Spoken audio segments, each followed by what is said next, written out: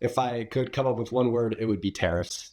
Markets are not too happy with Trump tariffs right now. They're pretty worried about what could be coming down the pipe when it comes to reciprocal tariffs that could be announced on April 2nd. And the biggest thing is that markets simply don't know what's going to happen, and investors don't like that at all. The famous saying is markets hate uncertainty, and uncertainty is what's sort of dominating right now. Until we get clarity around what's going to happen with tariffs and the rest of Donald Trump's economic agenda, definitely this sort of volatility is to be expected going forward. While they might expect growth to slow compared to previous years, sources I've talked to and several analysts on Wall Street aren't necessarily thinking the market will enter a recession this year. The investors, the portfolio managers, the analysts I've talked to aren't necessarily panicking.